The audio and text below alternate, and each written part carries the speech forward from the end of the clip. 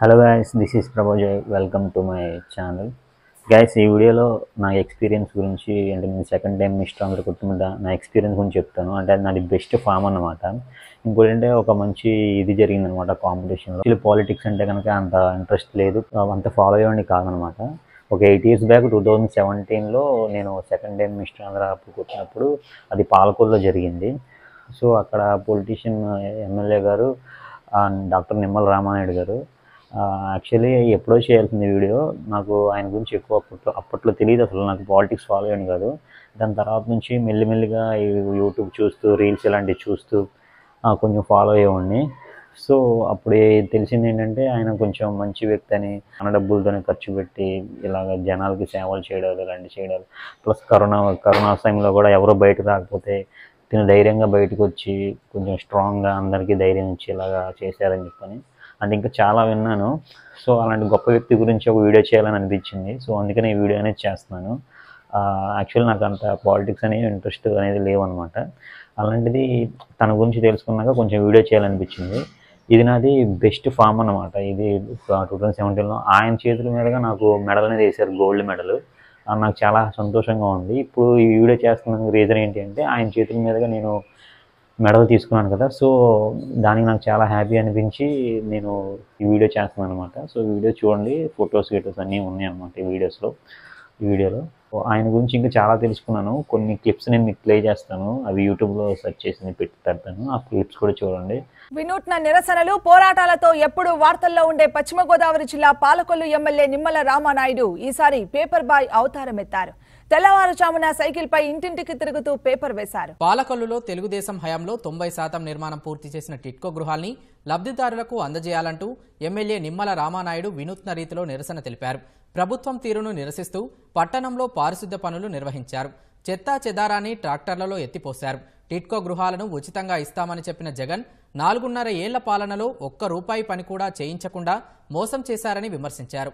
జగన్ ఇచ్చిన హామీ మేరకు ఉచితంగా టిట్కో గృహాలు ఇవ్వకుంటే ప్రజా తిరుగుబాటులో జగన్ కొట్టుకుపోతారని రామానాయుడు హెచ్చరించారు. ఇప్పుడు రామానాయుడు ఉన్నాడు, తమ్ముళ్ళు, ఇప్పుడైనా సరే ఆయన దగ్గర డబ్బులున్నాయా? మనసు ఉంది, మంచితనం ఉంది. మీకు కష్టం వస్తే సంకలో ఒక బ్యాగ్ పెట్టుకొని, వస్తువులు పెట్టుకొని మిమ్మల్ని ఆదుకునే మనస్తత్వం ఉన్న నాయకుడు. కరోనాలో చూశారు కదా, నాకే ఆశ్చర్యం వేసింది.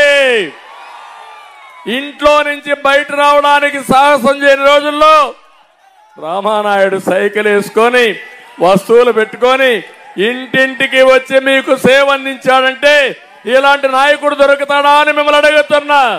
ఎవరికి ఎక్కడ కష్టం వచ్చినా ఈగ మారిగా వాలేస్తాడు అక్కడ పోయి. అవునా కాదా? పాలకొల్లు మిత్రుడు తెలుగుదేశం పార్టీ సేనాని, సేవకుడు.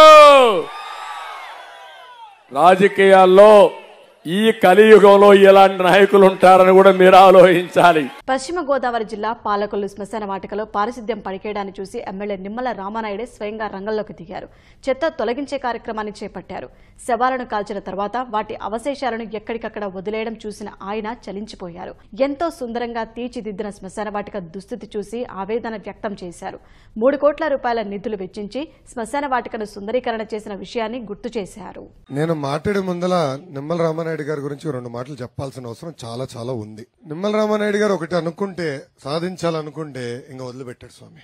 నేను మంత్రిగా ఉన్నప్పుడు నా దగ్గరకు వచ్చి ఈ రోడ్ కావాలని అన్న, ఆల్రెడీ మీరు ఫండ్స్ ఇచ్చాను, మీరు రోడ్లు అడిగారు, జియో శాంక్షన్ చేసాం, పనులు ప్రారంభమై డబ్బులు లేవు. ఒక సందర్భంలో వచ్చి కూర్చుంటేనన్నా అన్న మీటింగ్ ఉంది వెళ్ళొస్తానన్న, నేను వెళ్ళిపోతే ఈయన ఉండలే అబ్బా అనుకున్నా. 2 గంటల తర్వాత వస్తే అక్కడనే ఆఫీస్ లో కూర్చున్నాడు ఈయన. అంటే ఒక్కసారి ఆయన ఒక దానిపైన పట్టుబడితే అది సాధించే వరకు నిస్సలు కష్టపడి, ఈగో అని ఉంటుంది ఎవరికైనా, అంటే ఒక ఆత్మగౌరవం. నేను ఎమ్మెల్యే, మంత్రి గారు నన్ను 1 గంట సేపు కూర్చోబెట్టారు, ఇది కరెక్ట్ గా ఆ ఫీలింగ్ ఇంక ఉండదు. ఉండుంటే ఆయన వెళ్ళిపోయి ఉండేవాడు. ఆయన ఏంటంటే ఈ టెక్నిక్ తో నన్ను ఇబ్బంది పెడుతున్నాడు, నో ప్రాబ్లం, అవసరం ఇంకొక గంట కూర్చుని నా పనులు చేపించుకుంటానని ఆ రోజు అదనంగా 1 గంట కూర్చుని అన్ని శాంక్షన్ చేసుకున్న తర్వాతనే నా ఆఫీస్ నుంచి వెళ్లిన వ్యక్తి ఎమ్మెల్యే గారు. నేను ఆయన ద్వారా మెడల్ తీసుకున్న ఫొటోస్ కూడా వస్తాయి అనమాట, అవి కూడా చూడండి.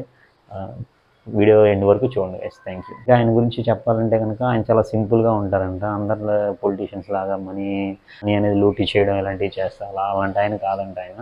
సో చాలా మంచోళ్ళు. ఎన్నిసార్లు అయినా సరే పాలకొల్లులో ఆయనే వరుసగా గెలుచుకుంటూ వస్తున్నారంట. ఇంకా ఇలాంటి మనుషులు అనేది మా సమాజంలో ఉండాలని చెప్పని నేను కోరుకుంటున్నాను. సో ఆయన గురించి, ఆయన చేతిలో మెడల్ తీసుకోవడం నాకు చాలా ఆనందంగా ఉంది. నేను ఆ కాంపిటీషన్ గురించి ఎక్స్ప్లెయిన్ చేద్దాం అనుకుంటున్నాను. ఆ కాంపిటీషన్ గురించి నాకు ఎలా అయింది అంటే కనుక ఫుల్గా డ్రై అనమాట. 2 days ఫుల్గా వాటర్ అనేది ఆపేసి కొంచెం ఫుల్ డ్రై, వెయిట్ కూడా ఒక 5 kgs దాకా తగ్గాల్సి వచ్చింది. సో ఆ కాంపిటీషన్లో ఏంటంటే నాకు సీనియర్ కూడా నాతో పాటు చేశారనమాట. ఆ కాంపిటీషన్లో మెడల్ కొట్టాను. నా బెస్ట్ ఫామ్ అనమాట అది. ఆ కాంపిటీషన్ నేను మార్నింగ్ లేకంగానే నేను ఫుల్ వాటర్ కంట్రోల్ చేసేపాటికల్లా బాడీ అంతా డిహైడ్రేట్ అయిపోయింది. నాకు మార్నింగ్ లేకంగానే మజిల్స్ ఎక్కడికక్కడ పట్టేస్తుంది. సో యాక్చువల్లీ చేయలేనేమో అనుకున్నాను.